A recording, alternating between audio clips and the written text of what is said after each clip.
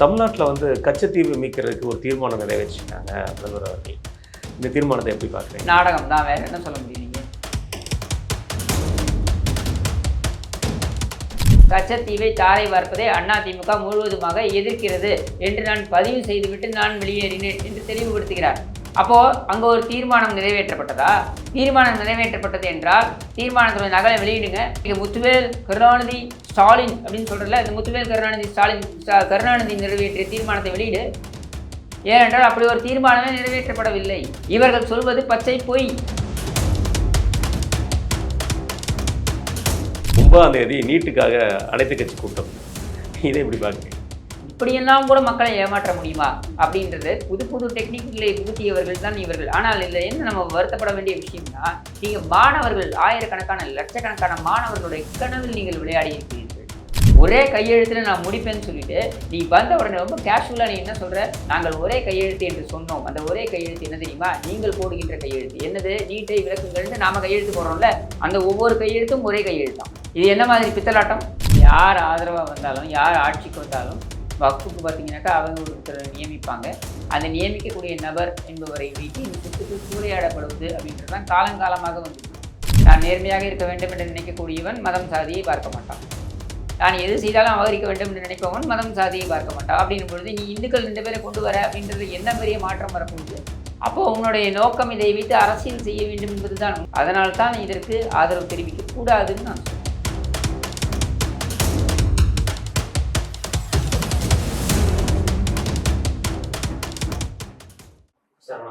வணக்கம். சமீபத்தில் அரசியல் நிகழ்வுகள் தமிழ்நாட்டையும் டெல்லியை சுற்றி பல வந்திருக்கு. நேற்று முன்தினம் வந்து வகுப்பு சட்ட திருத்த மசோதா நாடாளுமன்றத்தில் தாக்கல் பண்ணியிருக்காங்க. அதை பற்றி வக்ஃபு பொறுத்த வரைக்கும் பார்த்தீங்கன்னா, நீங்கள் இங்கே வந்துட்டு இந்த நாடு பிரிவினைவாதம் அப்படின்ற ஒரு முன்வைக்கப்பட்டு இந்த நாடு பிரிவினை செய்யப்பட்ட பொழுது, அதாவது பாகிஸ்தான் இந்தியா அப்படின்ட்டு பிரிவினை செய்யப்பட்ட பொழுது, இதில் இருக்கக்கூடிய அந்த ப்ராப்பர்ட்டி இது யார் யாருடைய சொத்துக்கள் அப்படின்ற கேள்வி வரும். இதில் நீங்கள் புரிந்து கொள்ள வேண்டிய விஷயம் என்ன அப்படின்னா, நான் சொல்கிறது வந்து கடந்த ஒரு 600-700 ஆண்டுகள் அப்படின்னு நீங்கள் எடுத்துக்கிட்டீங்கன்னாக்க, இங்கே வந்துட்டு இஸ்லாமிய படையெடுப்பு அப்படின்றது முகலாய ஆட்சி அப்படின்ற கட்டுப்பாட்டில் இருந்தது. அப்புறம் சுல்தானேட்ஸ் அங்கே இருந்தது. இதெல்லாம் இருக்கும் பொழுது யாருடைய சொத்துக்கள் யாருக்கு அப்படின்றது வருது. இப்போ அந்த மாதிரி சொத்துக்கள் வருது இல்லையா, இதை வந்து ஏதாவது ஒரு அமைப்புக்குள்ளே கொண்டு வரணும். இப்போ யாருமே கேட்பார் இல்லாமல் இருக்குது அப்படின்னா அது என்னென்னு எடுத்துப்பீங்க. அப்போ இதை ஒரு அமைப்புக்குள்ளே கொண்டு வரணுன்றதுக்காக உருவாக்கப்பட்டது தான் இந்த வக்ஃப் அப்படின்ற அந்த ஒரு வாரியம். இந்த வக்ஃப் வாரியம் உண்மையிலேயே இஸ்லாமியர்களுக்கு பயனளித்திருக்கிறதா என்றால் இல்லை. சச்சர் கமிட்டியோடைய ரிப்போர்ட் நீங்கள் எடுத்தீங்கன்னாக்கா, சச்சர் கமிட்டி அப்படின்னு ஒரு கமிஷன் அமைக்கப்பட்டது. அந்த சச்சர் கமிட்டியோடைய ரிப்போர்ட் எடுத்து பார்த்தீங்கன்னாக்கா, இஸ்லாமியர்களுடைய நிலைப்பாடு, அவர்கள் வந்து எந்த அளவுக்கு இருக்காங்க இந்தியாவில், இன்றைக்கி அவங்களுடைய பொருளாதார நிலைமை எந்த அளவில் இருக்குது அப்படின்னா ரொம்ப பின்தங்கிய நிலையில் இருக்காங்க அப்படின்னு தான் அங்கே சொல்லுது. அப்போது இந்தியாவிலேயே அதிகமான நிலத்தை வைத்திருக்கின்ற ஒரு வாரியம் என்று அழைக்கப்படுகின்ற வக்ஃப்னால இந்த மக்களுக்கு, அந்த சமுதாயத்தின் மக்களுக்கு எந்த பயனும் இல்லை அப்படின்றது தெளிவாகுது. இது யதார்த்தம். நான் சொல்றது கலை யதார்த்தம். நான் சொல்லலை, அந்த ரிப்போர்ட் சொல்லுது. இவங்க யாருக்குமே பயனளிக்கல. இவங்க வந்து பொருளாதார ரீதியாக பின்தங்கி இருக்காங்க. நீங்கள் சொல்றீங்க 31 லட்சம் ஏக்கர் இருக்கு, 32 லட்சம் ஏக்கர் இருக்கு. இதில் பார்த்தீங்கன்னாக்கா உள்துறை அமைச்சர் வந்து பாராளுமன்றத்தில் இன்னைக்கு வந்து ஒரு இது சொல்றாரு, ஒரு எண்ணிக்கையை சொல்றாரு. அதாவது 2013 நீங்க கொண்டு வந்த காங்கிரஸ் அரசாங்கம் போகின்ற தருவாயில், ஏன்னா 2014 தேர்தல் போகின்ற தருவாயில் இருந்த பொழுது அவங்க கொண்டு வந்த அந்த சட்ட திருத்தம் இருக்கு இல்லையா, அதன் அடிப்படையில் பார்த்தீங்கன்னாக்கா கிட்டத்தட்ட 21 லட்சம் ஏக்கர் வக்ஃபு வாரியத்துக்குள்ள சொத்துக்களாக சேர்க்கப்பட்டிருக்கிறது அப்படின்ற ஒரு அதிர்ச்சி அளிக்கக்கூடிய ஒரு தகவலை சொல்கிறார். நான் என்ன கேட்குறேன்னா, இப்போ நீங்கள் 31 லட்சமோ 32 லட்சமோ எத்தனை லட்சம் ஏக்கரோ, இத்தனை லட்சம் ஏக்கர் இங்கே நிலமாக இருக்குது. ஆனால் இது வந்து அந்த சமுதாயத்திற்கு பயனளிக்கவில்லை அப்படின்னா இது எதுக்கு இருக்கு? தேவையற்றதா. அப்போ இந்த வக்ஃபு சட்டம் என்பது எதற்காக உருவாக்கப்பட்டதோ அதோடைய அந்த காரணி எதுக்காக, இது எந்த நோக்கத்திற்காக உருவாக்கப்பட்டது, நோக்கம் சிதைந்து விட்டது அப்படின்னு தான். இப்போ சமீபத்தில் பார்த்தோம், நம்ம தமிழ்நாட்டில் எடுத்துக்கிட்டீங்கன்னாக்க ஜக்கீர் ஹுசைன் அப்படின்னு ஒருத்தர் வந்து படுகொலை செய்யப்பட்டார். தென் மாவட்டத்தில் திருநெல்வேலியில் படுகொலை செய்யப்பட்டார். எதற்காக படுகொலை செய்யப்பட்டார்? வக்ஃபு சொத்து முறைகேடாக அது வந்து விற்பனை செய்யப்படுகிறது அல்லது முறைகேடாக அது பயன்படுத்தப்படுகிறது என்பதனை சுட்டி காண்பித்த ஒரே காரணத்தினால் அவருடைய சமுதாயத்தைச் சேர்ந்தவர்களாலேயே அவர் வந்து படுகொலை செய்யப்பட்டார் அப்படின்றத நம்மளால பார்க்க முடியுது. தமிழ்நாடு முழுக்க இந்த பிரச்சனை இருக்கு. இந்த வக்ஃப் சொத்துக்கள் அரசியல் பின்னணியை வைத்துக்கொண்டு யார் ஆளுங்கட்சியாக வந்தாலும், இவங்க அவங்க இந்த கட்சி அந்த கட்சின்னு நான் சொல்ல விரும்பலை. எல்லா கட்சி யார் ஆதரவாக வந்தாலும் யார் ஆட்சிக்கு வந்தாலும் வக்ஃபுக்கு பார்த்தீங்கன்னாக்கா அவங்க ஒருத்தரை நியமிப்பாங்க. அந்த நியமிக்கக்கூடிய நபர் என்பவரை வைத்து இந்த சொத்துக்கள் சூறையாடப்படுவது அப்படின்றது தான் காலங்காலமாக வந்திருக்கு. அப்போ அதை அட்ரஸ் பண்ணணும். அதை அட்ரஸ் பண்ணாமல் இது இந்திய அளவுலையும் இதான் உண்மை. அதை செய்யாமல் இன்னைக்கு ஒரு அரசாங்கம் வந்து ஒரு அரசியல் காரணத்துக்காக, நான் அப்படி தான் பார்க்குறேன், ஒரு அரசியல் காரணத்திற்காக நான் சட்டத்திருத்தத்தை கொண்டு வரேன்னா சட்டத்திருத்தத்தை கொண்டு வந்து என்ன கொண்டு வரணும்? சட்டத்திருத்தத்தில் இப்போ நீங்கள் இந்த வக்ஃப் ஆக்ட் இருக்குது, இங்கே 1995 வக்ஃப் ஆக்ட் இருக்குது. இதில் இந்த செக்ஷன் 40 அப்படின்ற அந்த சர்ச்சைக்குரிய இதுதான் வந்து பேசுகிறாங்க. செக்ஷன் 40 என்ன பேசுது அப்படின்னு பார்த்தீங்கன்னா, எதை வேண்டுமானாலும் வக்ஃபோடைய நிலம் என்று அறிவிக்கக்கூடிய அளவிற்கு அதிகாரங்கள் வழங்கப்படுகிறது அப்படின்னு தான் அவங்க சொல்கிறாங்க. அப்போ இந்த நிலம் என்பது வக்ஃபுக்கு கொடுக்கப்படுகிறதா? இப்போ உதாரணத்துக்கு நான் சொல்கிறேன். இப்போ என்னுடைய வீடு இருக்குது. என்னுடைய அப்பார்ட்மெண்ட்டில் மேலே, என்னுடைய வீட்டுக்கு மேலே இருக்கக்கூடிய ஒரு வீட்டை வந்து ஒரு முஸ்லீம் நண்பர் வாங்கியிருக்கார். மரைக்காய சமூகத்தைச் சேர்ந்தவர்னு வச்சுப்போம். முஸ்லீம் நண்பர் வாங்கியிருக்கார். இப்போ அவர் அந்த சொத்தை வக்ஃபுக்கு எழுதி வைத்து விட்டு இறந்து விடுகிறார் அப்படின்னு வச்சோம்னாக்க, அவர் காலத்திற்கு பிறகு இப்போ அந்த ஃப்ளாட்டை நாங்கள் வந்து எல்லாரும் அங்கே இருக்கக்கூடிய ஒரு 5 பேரோ 6 பேரோ அந்த குடியிருப்பில் இருக்கோம். இந்த 6 பேர் சேர்ந்து விற்கிறோம் அப்படின்னா, இல்லை என்னுடைய ஃப்ளாட் வந்து வக்ஃபுக்கு கொடுக்கப்பட்டு விட்டது, விற்க முடியாது, அதனால் விற்க முடியுமா முடியாதா, இந்த சர்ச்சை வரும். இது அஃப்கோர்ஸ் சட்டப்படி பார்த்தீங்கன்னா இதை அணுகி சரி பண்ண முடியும். ஆனால் அந்த குழப்பம் வருது இல்லையா, இந்த குழப்பம் தான் வந்து இன்னைக்கு வந்து இங்கே வந்து இதை வைத்து அரசியல் செய்கிறார்கள். அப்போ இந்த குழப்பத்தை நீக்கணும். அப்போ அந்த குழப்பத்தை நீக்குவதற்கு நீங்கள் சட்ட வழிமுறைகளை கொண்டு வரணும். அந்த மாதிரி வழிமுறைகளை நீங்கள் கொண்டு வந்திருக்கீங்களான்றது தான் கேள்வி.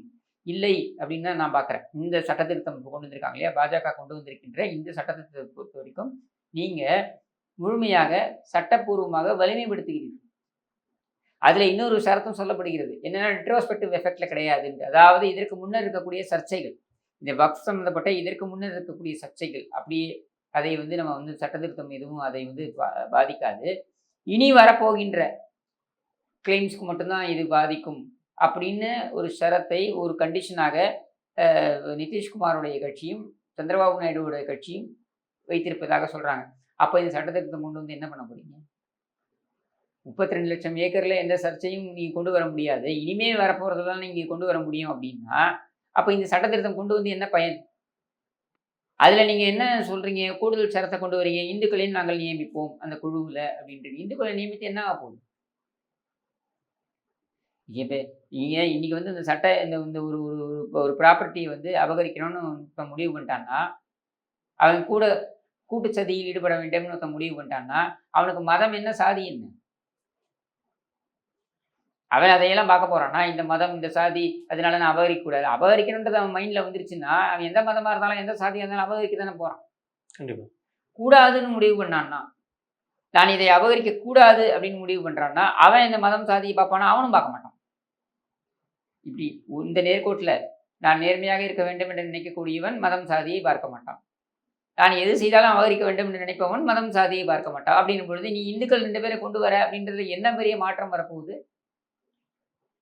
அப்போ உன்னுடைய நோக்கம் இதை வைத்து அரசியல் செய்ய வேண்டும் என்பதுதான் உன்னுடைய நோக்கம். இந்த சட்டத்தால் ஏற்படக்கூடிய அல்லது இந்த வக்ஃபு அப்படின்ற இந்த வாரியத்தால் ஏற்படக்கூடிய சாதக பாதகங்களை எடுத்து வைத்து அதை விவாதித்து அதன் அடிப்படையில் ஒரு தீர்வை காண வேண்டும் என்பது உன் நோக்கம் இல்லை அப்படின்றது தெளிவாகுதுல்ல. அதனால்தான் இதற்கு ஆதரவு தெரிவிக்க கூடாதுன்னு நான் சொல்றேன். மத்திய பிரதேசம் மற்றும் பீகார் போன்ற மாநிலங்களில் இதுக்கு ஒரு வரவேற்பு கொடுத்துருக்காங்க. பெண்கள் மத்தியிலுமே ஒரு வரவேற்பு கிடைச்சிருக்கு. அதை நீங்கள் என்ன பார்க்குறீங்க? அதான் நான் சொல்கிறேனே உங்களுக்கு, நீங்கள் சச்சார் கமிட்டி ரிப்போர்ட் எடுத்து பாருங்க. நீங்கள் ஒன்றுமில்லை, தென் மாநிலங்கள் எடுத்துக்கோங்களேன். இந்தியாவில் தென் மாநிலங்கள் எடுத்துக்கிட்டிங்கனாக்கா அதிகப்படியாக முஸ்லீம்கள் இருக்கக்கூடிய மாநிலம் எதுன்னு பார்த்தீங்கன்னாக்கா கேரளா. Followed by Karnataka. லிங்காயத்து அங்கே வந்து மிகப்பெரிய சாதியாக பிரிவாக பார்க்கப்படுகிறது. அதை விட அதிகமாக முஸ்லீம்கள் இருக்காங்க கேரளாவில். இது கர்நாடகா 16% ஒன்று இருக்காங்க. அதே மாதிரி நீங்கள் இதில் எடுத்தீங்கன்னாக்க ஆந்திராவில் எடுத்தீங்கன்னா 11% ஒன்று வராங்க. தெலுங்கானாவில் எடுத்தீங்கன்னா 12% 13% வராங்க. தமிழ்நாட்டில் எடுத்தீங்கன்னா 5% 6% தான் அவங்க இருக்காங்க. ஸோ இந்த மாநிலங்கள் தென் மாநிலங்கள் எடுத்தீங்கன்னாக்க இந்த வக்ஃபுனால பிரச்சனை ஏற்படக்கூடிய ஒரு மாநிலமா தமிழ்நாடு கிடையாது. ம். நீங்க அதே மாதிரி வடக்குல போனீங்கன்னா அங்க இந்த பிரச்சனை இருக்கு. ஏன்னா அங்க இந்த ஆக்கிரமிப்பு, அதாவது இது ஆக்கிரமிப்பு அப்படின்றதை விட இந்த படையெடுப்புகள் வந்து அதிகப்படியான ஆண்டுகள் வந்து சஃபர் பண்ணவங்க வட மாநிலங்கள் தான். தென் மாநிலங்கள் அவ்வளவு சஃபர் பண்ணல. உதாரணத்திற்கு பார்த்தீங்கன்னாக்கா இங்க இருக்கக்கூடிய மதுரையில வேணா நீங்க சொல்லலாம். இப்ப திருப்பரங்குன்றத்தோட பிரச்சனை வந்து தெரியுமா? அந்த தர்கா சிக்கந்தர் பிரச்சனை வந்து தெரியுமா? சிக்கந்தர் தர்கானால பிரச்சனை வந்து தெரியுமா? இந்த மாதிரி 1, 2 பிரச்சனைகளை நீங்க எடுத்து சொல்லலாம்.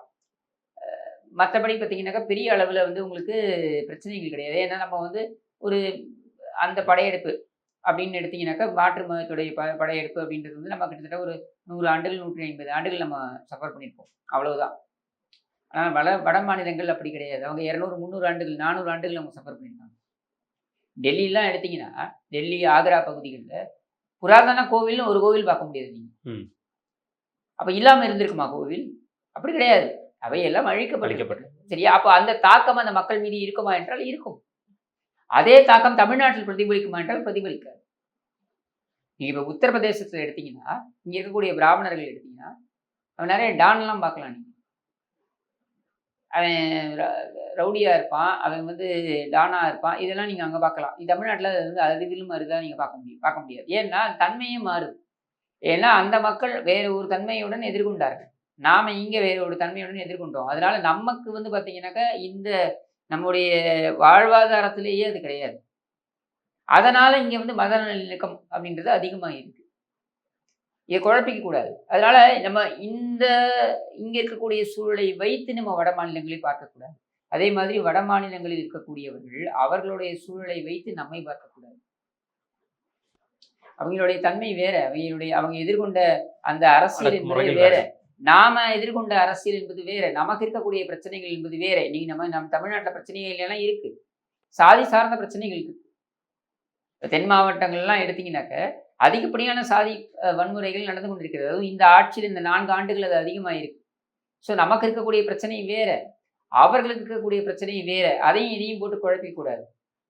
தேசிய கட்சிகள் இங்கே கோல வச்சும் பொழுது என்ன ஆகுதுன்னா இவங்க அதைத்தான் அதிகமாக இது பண்ணுறாங்க. இப்போ உதாரணத்துக்கு நீங்கள் எடுத்துக்கிட்டீங்கன்னாக்கா பாஜகவுடைய மாநில தலைவர் எடுத்துக்கிட்டீங்கன்னாக்கா அவருடைய அறிக்கைகள் எடுத்து பார்த்தீங்கன்னாக்கா 80% கோவில் மதம் சார்ந்து தான் இருக்கும் அவருடைய அறிக்கைகளே. அப்போ அதுதான் இந்த மாநிலத்துடன் ஒவ்வாமல் இருக்கு. தமிழ்நாட்டில் அதிகப்படியான கோவில்கள் இருக்கு. அதிகப்படியான கோவில் இந்தியாவிலேயே அதிகப்படியான கோவில் தமிழ்நாட்டில் தான் இருக்கு. இன்ஃபேக்ட் நீங்க சுற்றுலா பயணிகள் அதிகம் வர மாநிலங்கள் வந்து முன்னணி மாநிலமா இருக்கக்கூடிய தமிழ்நாடு. ஏன் அதிகம் வராங்கன்னு பார்த்தீங்கன்னா கோவில்கள் தான் காரணம். அப்படி இருக்கும் பொழுது நமக்கு வந்து அங்க இருக்கக்கூடிய அரசியல் நமக்கு புரியாமல் இருக்கான்னா புரியாமல்லாம் இல்லை. நம்மை பொறுத்த வரைக்கும் நம்முடைய தன்மை, நம்முடைய அரசியல், நம்முடைய வரலாறு என்பது மாறி. அப்ப அந்த வரலாறுக்கு ஏற்ற ஒரு அரசியலைத்தான் நம்ம வரவேற்கிறோம். அதனாலதான் நான் கோவிலுக்கு போவேன், நான் திமுக காரனா இருப்பேன். நான் கோவிலுக்கு போவேன், நான் அதிமுக காரனா இருப்பேன். நான் கோவிலுக்கு போவேன், நான் காங்கிரஸ் காரனா இருப்பேன், பாஜக காரனா இருப்பேன், இன்னொரு கட்சிக்காரனா இருப்பேன். இதை மட்டுமே மையமாக வைத்து என்னுடைய அரசியல் இருக்காது. திரு அமித்ஷா அவர்கள் நாடாளுமன்றத்தில் குறிப்பிட போது சொல்லியிருந்தாரு, திருச்செந்துறை நம்மளோட தமிழ்நாட்டில் இருக்க திருச்செந்துறை கோயிலை பற்றி சொல்லியிருந்தாரு. அது மாபெரும் சர்ச்சையை நோக்கி தானே போயிட்டு இருக்கு. திருச்செந்தூர் கோயிலை பற்றி இடையில ஒரு சர்ச்சை எழுங்கும் போது வகுப்பு தமிழ்நாடு தலைவரே சொல்லியிருக்காரு, அந்த கோயிலை நாங்கள் விட்டு கொடுத்துட்றோம், ஆனால் சுற்றி இருக்கிற இடம் ஃபுல்லாக எங்களுடையது அப்படிங்கிற மாதிரி ஒரு கருத்தை தெரிவிச்சிருந்தார். இல்லை, விட்டு கொடுத்துட்றோம் அப்படின்றத விட அவருடைய மதம் சொல்லக்கூடிய விஷயம் என்னன்றதை நீங்கள் புரிஞ்சுக்கணும். அதாவது ஒரு மாற்று மதத்துடைய நம்பிக்கைக்கான ஒரு ஸ்தலம் இருக்குன்னா அதை வந்து தொடக்கூடாது, அது பிரச்சனையை ஏற்படுத்தக்கூடாது அப்படின்றது அவர்கள் மதம் சொல்லுகின்ற கோட்பாடு. அப்போ அந்த கோட்பாடுன்னு அடிப்படையில் தான் இப்போ உதாரணத்துக்கு உத்தரப்பிரதேசத்தில் எடுத்தீங்கன்னாக்கா ஹனுமான்கரி அப்படின்னு இருக்கு. ஹனுமான்கரி எடுத்தீங்கன்னாக்க அந்த இடம் வந்து விட்டு கொடுக்கப்பட்டது அப்படின்னு சொல்லப்படுறாங்க. இப்போ நம்ம ஆர்கியூ பண்ணலாம், நீ என்ன விட்டு கொடுக்குறது? உன் நம்பிக்கை உருவாவதுக்கு முன்னாடியே என் கோவில் இருந்திருக்கு. என் கோவில் 2000 ஆண்டுகளாக இருந்திருக்குன்னா உன் நம்பிக்கை என்ன 1400 ஆண்டுகள் தானே. அப்போ உனக்கு முன்னாடி 600 ஆண்டுகள் அந்த கோவில் இருந்திருக்கு தானே. அப்போ நீ என்ன விட்டு கொடுக்குறது அப்படின்னு கேட்கலாம். ஆனால் இங்கே என்னன்னா அதிகாரம் என்பது ஒரு இடத்துல மாறும், கை மாறும். அப்போ அந்த அதிகாரம் கை மாறும்போது ஒவ்வொருத்தருடைய கட்டுப்பாட்டுக்குள்ள அது வருது. நான் சொல்றது மன்னர் காலத்துல, நான் சொல்றது ஜனநாயகத்துல இல்லை, மன்னர் காலத்துல. அப்படி அது கை மாறும் பொழுது அவர்களுடைய கட்டுப்பாட்டில் வரும் பொழுது இது என்னுடைய ஆளுகைக்கு உட்பட்ட இடம் அப்படின்னு சொல்லக்கூடிய நிலை வருது. அப்போ நீங்க இன்னைக்கு ஜனநாயகத்தில் இருக்கிறது பொருத்தி இதை எடுத்து அங்க பொருத்தி பார்க்க கூடாது. ஏன்னா நீங்க என்னுடைய முன்னோர்கள் செய்த தவறுக்கு நான் பொறுப்பாக முடியாது. அதே மாதிரி அவங்களுடைய முன்னோர்கள் இப்ப நீங்க உதாரணத்திற்கு முகலாயர்களோ யாரோ இவங்களுடைய முன்னோர்களாக நமக்கு தெரியாது, சரியா? ஆனால் அவர்கள் இஸ்லாமியர்கள் பார்க்கப்படுகிறார்கள். இப்ப அவர்கள் செய்த தவறுக்கு நீங்க இன்னைக்கு இருக்கக்கூடிய இஸ்லாமியர்கள் தண்டிக்க முடியுமா? முடியாது. கோர்ட்டும் அதான் சொல்லுது. உச்சநீதிமன்றம் எடுத்தீங்கன்னாக்க இந்த அயோத்தியா விவகாரம் போன பொழுது இவர் எழுதுறாரு, ஜனாதிபதி எழுதுறார் இதுக்கு நீதிமன்றத்துக்கு ஒரு கேள்வி கேட்க எழுதுகிறார். என்ன அப்படின்னா 3-4 கேள்விகள் கேட்கிறார். அதில் முதல் கேள்வி, ராமர் அயோத்தியில் தான் பிறந்தாரா? அடுத்து, இந்த மசூதி பாபர் மசூதி என்று இருந்த அந்த மசூதி என்பது இது வந்து கோவிலை இடித்து கட்டப்பட்டதா? இப்படியான கேள்விகள்லாம் போட்டு அனுப்புகிறார். உச்ச நீதிமன்றம் திருப்பி அனுப்புது. அவருக்கு என்ன சொல்லி அனுப்புது? ஜனாதிபதிக்கு, மாண்புமிகு ஜனாதிபதி அவர்களே, இது ஹிஸ்டாரிக்கல் பிளண்டர், அதாவது வரலாற்றில் நடந்த பிழைகள் அல்லது குற்றச்செயல்கள் ஏதாவனா இருக்கலாம். இதற்குள்ள நீதிமன்றம் எப்படி போக முடியும்?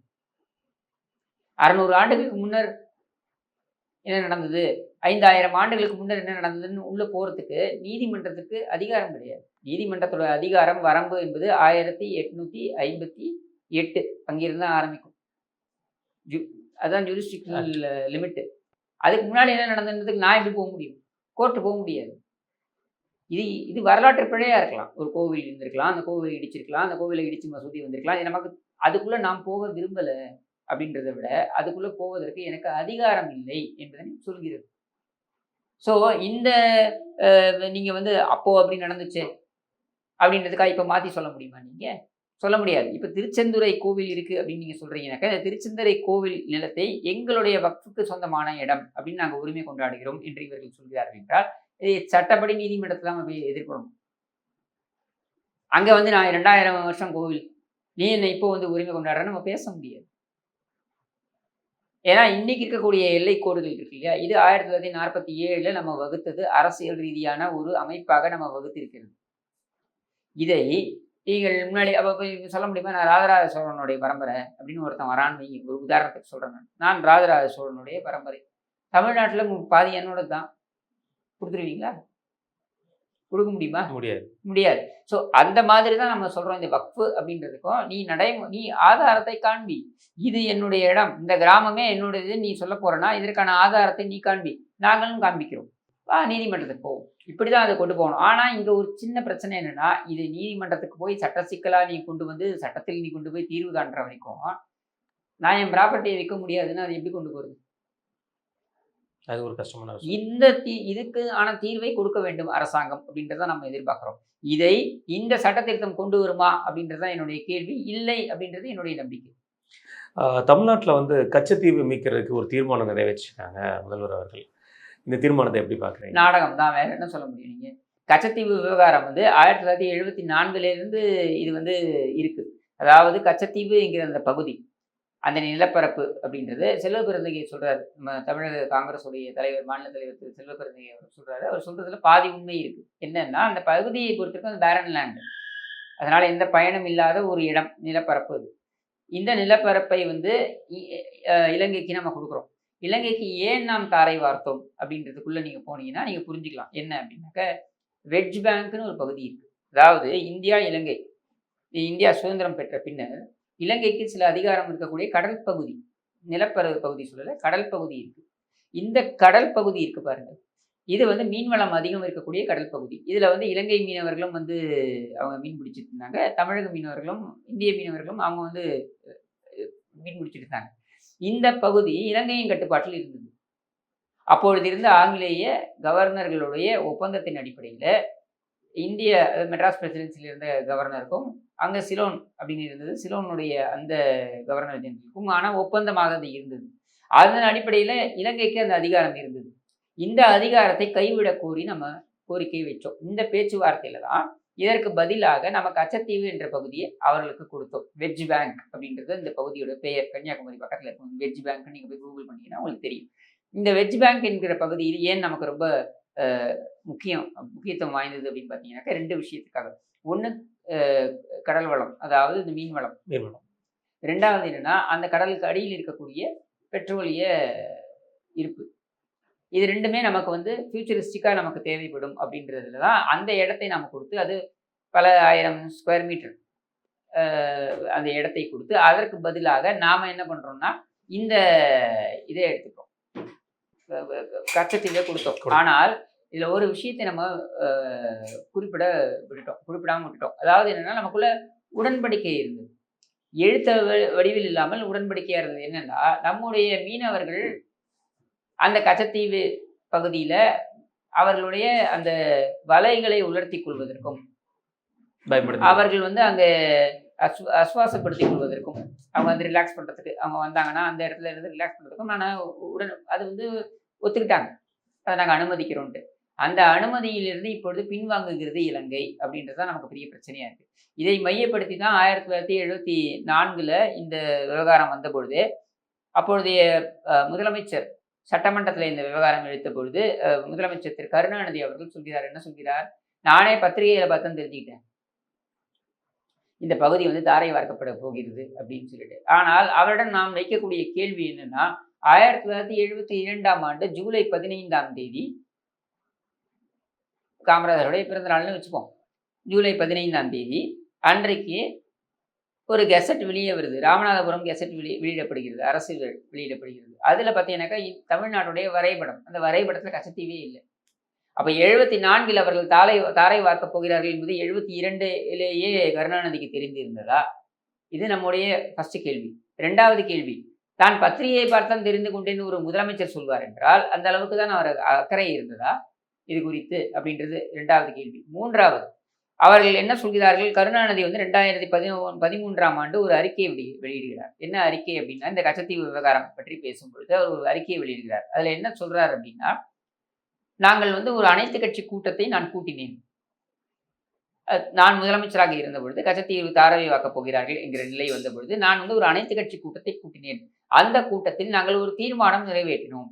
அந்த தீர்மானத்தில் அதிமுக பங்கேற்கவில்லை, வாக்களிக்கவில்லை என்று ஒரு குற்றச்சாட்டை வைக்கிறார். இந்த குற்றச்சாட்டை வைத்த உடனேயே அன்றைக்கு வந்து 2014 அன்னைக்கு முதலமைச்சராக இருந்த செல்வி ஜெயலலிதா அவர் பதில் சட்டமன்றத்தை கொடுக்கறதுக்கு முன்னாடியே திரு அரங்கநாயகம் அவர்கள், முன்னாள் அமைச்சர், மூத்த தலைவர் அரங்கநாயகம் அவர்கள் திமுகவில் சேர்ந்திருந்தார். அதிமுகவில் இருந்தவர், அவர் திமுகவில் சேர்ந்திருந்தார். திமுகவில் இருந்து வெளியேறுகிறார்.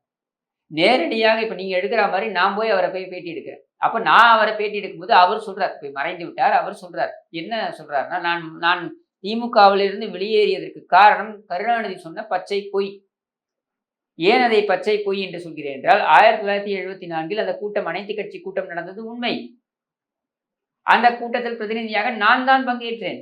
ஏன்னா அன்னைக்கு அவர் பார்த்தீங்கன்னாக்க கோவை மேற்கு பகுதியில இடைத்தேர்தலில் அவர் வெற்றி பெற்றிருக்கிறார் எம்எல்ஏவாக. அந்த காலகட்டத்தில் திருச்சியில் மாநாடு நடந்து கொண்டிருந்தது, அனைத்து அண்ணா திராவிட முன்னேற்ற கழகத்துடைய மாநாடு நடந்து கொண்டிருந்தது. மாநாடு நடந்து கொண்டிருந்த பொழுது புரட்சித் தலைவர் எம்ஜிஆர் அவர்கள் என்னை அழைத்து, நான் வந்து செக்ரட்டேரியட்டுக்குள்ள போக மாட்டேன். ஏன் போக மாட்டேன்னா, சட்டமன்றத்தை என்னை அவமானப்படுத்தினார்கள், முதலமைச்சராகத்தான் நான் நுழைவேன் என்று சொல்லியிருக்கின்ற காரணத்தினால் நீ எனக்கு அதிமுக சார்பாக நீ பங்கேற்க வேண்டும் என்று சொல்லி என்னை அனுப்பி வைத்தார்கள். நான் போனேன், நான் பங்கேற்றேன். கருணாநிதி தலைமையில் கூட்டம் நடைபெற்றது. கூட்டம் நடைபெற்ற பொழுது இவர்கள் கச்சத்தீவு பற்றி எதுவும் பேசவில்லை, போண்டா வஜியை கொடுத்துட்டு எல்லாம் கதை பேசிட்டு இருந்தாங்க.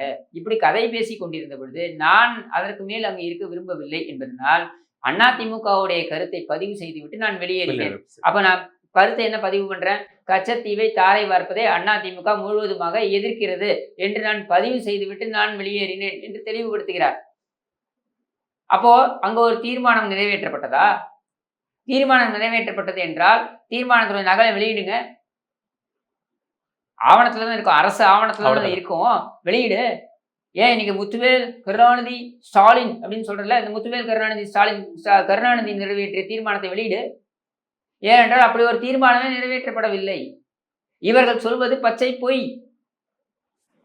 இதோட நிறுத்தல. அதுக்கப்புறம் பார்த்தீங்கன்னாக்கா 84 புரட்சித் தலைவர் எம்ஜிஆர் அவர்கள் முதலமைச்சராக இருந்த காலகட்டத்தில் எனக்கு தெரிந்து 5/5/1984 5 மே 1984 புரட்சித் தலைவர் எம்ஜிஆர் அவர்கள் தலைமையில் ஒரு அனைத்து கட்சி குழு டெல்லி செல்கிறது.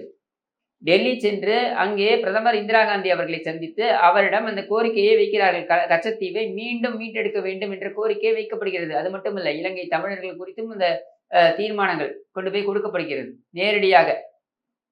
இது முடிந்து 2 நாட்களுக்கு பிறகு 7/5/1984 புரட்சித் தலைவி அம்மா அவர்கள் மாநிலங்களவை உறுப்பினராக இதே ராஜ்யசபாவில் பேசுறாங்க. என்ன பேசுறாங்க?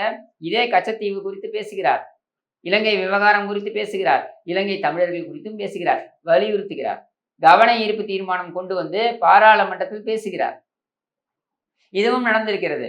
இது முடிந்து நீங்க பாத்தீங்கன்னாக்க 1991ஆம் ஆண்டு சுதந்திர தின விழாவில், அதாவது அன்றைக்கு முதலமைச்சராக பதவியேற்றுக் கொண்ட புரட்சித் தலைவி அம்மா அவர்கள் அவங்க வந்து சுதந்திர தின விழாவில் பேசும்பொழுது கோட்டை கொத்தளத்தில் கொடியேற்றி வைத்துவிட்டு முதல் முறையாக முதலமைச்சராக கொடியேற்றி வைத்துவிட்டு சூளுரைத்தார். என்ன சொன்னார்?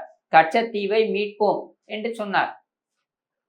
அப்ப மீட்போம் என்றால் அவர் சட்டமன்றத்தை சொல்லியிருப்பாங்களே, மீட்போம்னா ஒரு படையை திரட்டின் போய் மீட்டு வருது இல்லை, சட்டப்படி மீட்போம் என்று சொன்னார். அப்ப சட்டப்படி மீட்போம் என்றால் எதை வைத்து மீட்கலாம் அப்படின்னா அதற்கு சட்ட குறிப்புகளையும் அம்மாவே கொடுக்கிறார். என்ன? 2004 அவர் முதலமைச்சராக இருந்த பொழுது மன்மோகன் சிங் பிரதமராக இருக்கிறார். அப்பொழுது அங்கே போய் கொடுக்கிறார். என்ன கொடுக்கிறார்? அங்கே நீங்க வந்து ஏற்கனவே ஒரு முன்மாதிரி இருக்கிறது. எது? பெருவாரி என்கிற பகுதி இன்றைக்கு பங்களாதேஷ் என்று சொல்லப்படுகின்ற அந்த வங்கதேசத்தில் அதுல ஒரு பார்ட்டா இருக்கு. அந்த பகுதி இந்தியாவுக்கு வந்து எடுத்துக்கொள்ளப்படுமா, பாகிஸ்தான் எடுத்துக்கொள்ள வேண்டுமா? அப்பொழுது ஈஸ்ட் பாகிஸ்தான், கிழக்கு பாகிஸ்தான், மேற்கு பாகிஸ்தான் என்று பிரிந்திருந்தது. அதுல மேற்கு பாகிஸ்தானுக்கு அந்த பகுதி செல்ல வேண்டும் என்று அப்பொழுது இருந்த பாகிஸ்தான் பிரதமர் வைத்திருந்த கோரிக்கைக்கு ஏற்ப, அவருடைய பேச்சுவார்த்தைக்கு ஏற்ப நேரு அப்புறம் நூன் அப்படின்னு அந்த பிரதமர் இருந்தார் பாகிஸ்தானுடைய, அவர்களுக்கு இடையே நடந்த அந்த உடன்படிக்கையின் அடிப்படையில இந்த பகுதியை விட்டு கொடுத்தது இந்தியா. இப்படி விட்டு கொடுப்பது சரியா அப்படின்றதற்கு ஒரு கேள்வியை, சட்ட கேள்வியை உச்சநீதிமன்றத்திற்கு அன்றைய ஜனாதிபதி ராஜேந்திர பிரசாத் அனுப்பி வைக்கிறார். அனுப்பி வைத்த போது உச்சநீதிமன்றம் சொல்கிறது, நீங்கள் அப்படி விட்டு கொடுக்க வேண்டும் என்றால் அரசியல் சாசனத்தில் நீங்கள் சட்ட திருத்தத்தை கொண்டு வர வேண்டும் அப்படின்ட்டு. முதலாவது ஆர்டிகிள் 1 செக்ஷன் 3 நீங்க கொண்டு வரணும்னு சொல்லி அதற்கு ஏற்ப ஒரு சட்ட திருத்தம் கொண்டு வரப்பட்டது. எனக்கு தெரிந்தது 9வது சட்ட திருத்தம்னு நினைக்கிறேன், 9th அமெண்ட்மெண்ட்னு நினைக்கிறேன் கான்ஸ்டியூஷனுக்கு. இப்படி சட்ட திருத்தம் கொண்டு வரப்பட்டு அந்த சட்ட திருத்தத்தின் அடிப்படையில் 1950களில் 56, 50 இந்த காலகட்டத்தில் அதை கொண்டு வந்தாங்க. இது குறித்த வழக்கு உச்சநீதிமன்றத்துக்கு போனது. 1960களில் அது குறித்த தீர்ப்பும் வந்தது. அந்த தீர்ப்பை மேற்கோள் காண்பித்து தான் 2004 போய் மன்மோகன் சிங்கிட்ட கோரிக்கை கொடுக்குறாங்க. மன்மோகன் சிங் அரசாங்கம் யாரு துணையுடன் செயல்பட்டது? திமுக துணையுடன் செயல்பட்டது. திமுக எதுவுமே செய்யவில்லை. அப்பதான் 2008ல் நீங்க எதையுமே செய்யல அப்படின்றதுனால அவங்க நீதிமன்றத்துக்கு போறாங்க. எந்த சட்ட குறிப்புகளை வந்து மன்மோகன் சிங் அரசாங்கத்துக்கு கொடுத்தாரோ அதே சட்ட குறிப்புகளை பெட்டிஷனா வைத்து தனிநபர் வழக்காக செல்வி ஜெயலலிதா அவர்கள் எதிர்கட்சி தலைவர் என்கிற அந்த அந்தஸ்தில் அவர் உச்சநீதிமன்றத்தில் கொடுக்கிறார். அந்த வழக்கில் தான் தமிழக அரசாங்கம் தன்னை சேர்த்துக் கொள்கிறது. அந்த வழக்கு இன்றும் நடந்து கொண்டிருக்கிறது. இதுதான் கச்சத்தீவு. இந்த கச்சத்தீவு விவகாரத்தை திமுக என்ன செய்தது? என்ன கிழித்தீர்கள்? நீங்கள் மனசாட்சி கொண்டு நீங்கள் சொல்லுங்கள், என்ன கிழித்தீர்கள் என்று. ஒண்ணும் கிடையாது. யாரை பார்த்த பொழுது வேடிக்கையை பார்த்தீர்கள். இதை தவிர்த்து வேற என்ன செஞ்சீங்க? ஒவ்வொரு தேர்தல் அறிக்கையிலும் மேப்ல, தமிழ்நாடு மேப்ல கச்சத்தீவு எங்க இருக்குங்க? ஸ்டாலினால காட்ட முடியுமா? கச்சத்தீவுன்னு எழுதி காமிக்க முடியுமா ஸ்டாலினால பிழை இல்லாம? அப்போ வாய்க்கு வந்து விளம்பரத்துக்காக எதையும் ஒரு நாள் ஒன்று தீர்மானம் கொண்டு வர வேண்டியது. அதே மாதிரி இன்றைக்கு ஒரு தீர்மானம் கொண்டு வந்திருக்காங்க, 9ஆம் தேதி நீட்டுக்காக அனைத்து கட்சி கூட்டம். இதை எப்படி பார்க்குறீங்க? அவங்க தான் சொல்றேனுங்க, அதாவது இப்படியெல்லாம் கூட மக்களை ஏமாற்ற முடியுமா அப்படின்றது புது புது டெக்னிக்களை புகுத்தியவர்கள் தான் இவர்கள். ஆனால் இதில் என்ன நம்ம வருத்தப்பட வேண்டிய விஷயம்னா, நீங்க மாணவர்கள், ஆயிரக்கணக்கான லட்சக்கணக்கான மாணவர்களுடைய கனவில் நீங்கள் விளையாடி இருக்கிறீர்கள். நீங்க தைரியமா எழுந்து சொல்றீங்க இல்லையா, அந்த மேடையில எழுந்து பேசுறீங்க இல்லையா, நீங்க பேசும்பொழுது ரொம்ப சர்வசாதாரணமா ஒரு வார்த்தையில பேசிட்டு போயிடுறீங்க. ஆனால் அதை பார்த்து தங்களுடைய வாழ்க்கையை அமைத்துக் கொள்ள வேண்டும் என்ற கனவை வளர்த்து கொண்டு எத்தனை மாணவர்கள் இருக்கிறார்கள். நீ எழுந்து நின்று மேடையில பேசுகிற, என்ன சொல்ற? எங்கள்கிட்ட ஒரு மேஜிக் ஃபார்முலா இருக்கு, நாங்கள் வந்த உடனே முதல் கையெடுத்து இதை போட்டு இதை சரி செய்வோம் என்று நீ சொல்லிவிட்டு போகிறாய் என்றால் உன்னை நம்புகிறார்கள் மக்கள். எத்தனை லட்சம் மக்கள் நம்புகிறார்கள், எத்தனை லட்சம் மாணவர்கள் நம்புகிறார்கள், எத்தனை மாணவ செல்வங்களுடைய கனவில் நீ விளையாடி இருக்கிறாய். அந்த ஒத்த ஓட்டுக்காக தானே நீ பண்ணியிருக்க. ஒரே கையெழுத்துல நான் முடிப்பேன்னு சொல்லிட்டு நீ வந்த உடனே ரொம்ப கேஷுவலா நீ என்ன சொல்ற? நாங்கள் ஒரே கையெழுத்து என்று சொன்னோம். அந்த ஒரே கையெழுத்து என்ன தெரியுமா? நீங்கள் போடுகின்ற கையெழுத்து. என்னது? நீட்டை விளக்குங்கள்னு நாம கையெழுத்து போடுறோம்ல, அந்த ஒவ்வொரு கையெழுத்தும் ஒரே கையெழுத்தான். இது என்ன மாதிரி பித்தலாட்டம்? அப்ப பகிரங்கமாக அந்த பித்தலாட்டத்தை செய்து மீண்டும் அந்த அரசியலை நீங்கள் கொண்டு வருகிறீர்கள் என்றால் உங்களை என்னவென்று சொல்வது? உனக்கு ஒரு தேர்தல் தான்யா, எங்களுக்கு அப்படி கிடையாது. உன் குடும்பத்துல வந்து 1967க்கு அப்புறம் 1967 கருணாநிதி பொதுப்பணித்துறை அமைச்சர் ஆனார். அந்த கருணாநிதி பொதுப்பணித்துறை அமைச்சர் ஆனதுக்கு அப்புறம் உன் குடும்பத்துல எவனும் சுயமா சம்பாதிச்சது கிடையாது, சுயமா உழைச்சது கிடையாது, சுய திறமையோட எவனும் இருந்தது கிடையாது. 67லேருந்து 2025க்கு வந்துட்டோம் நம்ம. உன்னுடைய இன்னும் 60-70 தலைமுறைக்கு உனக்கு சொத்து சேர்த்து வச்சாச்சு. திருடி சேர்த்தீங்களோ, வாங்கி சேர்த்தீங்களோ, சேர்த்து வச்சுட்டீங்க. சரியா? எங்களுக்கு அப்படி கிடையாது. உன்னை பார்த்து நம்பியவன் யார்? ஒரு வீட்டுல இஎம்ஐ அந்த ரெண்ட் கட்ட முடியாம, அல்ல ஒரு ஹவுசிங் லோன் வாங்கினா வாழ்க்கை முழுக்க இஎம்ஐ கட்டி ஓடாய் தேயக்கூடியவன் உன்னை பார்த்து நம்பினான்.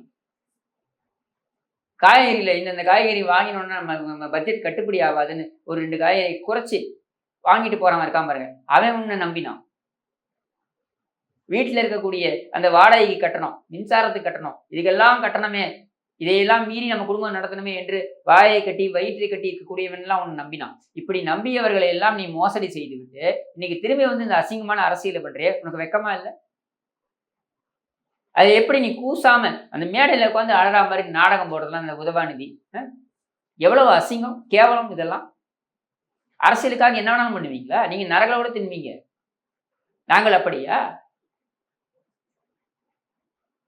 நான் உண்மையா சொல்றேன், தமிழகம் முழுவதும் நான் போய் நிறைய மாணவர்களை நான் சந்தித்த பொழுது 2021 தேர்தல் சமயத்தில் சொல்றேன், நான் மனசாட்சிக்கு விரோதம் இல்லாமல் நான் சொல்றேன், உண்மையே சொல்றேன், சத்தியமா சொல்றேன். அவங்க எவ்வளவு சொன்னாங்க, நாங்க நம்புறோம் கருணாநிதி மகன் வந்து செய்வார், நாங்க நம்புறோம். இப்படி நம்பியவர்களை எல்லாம் நீ மோசடி செய்திருக்கிறாயே, இந்த மோசடியை நியாயப்படுத்துற மாதிரி நீ வந்து இன்னைக்கு வந்து ஒரு தீர்மானத்தை கொண்டு வரன்றியே, இது என்ன மாதிரியான அயோக்கியத்தனம்? மிக்க நன்றி சார், உங்கள் நேரத்தையும் கருத்தையும்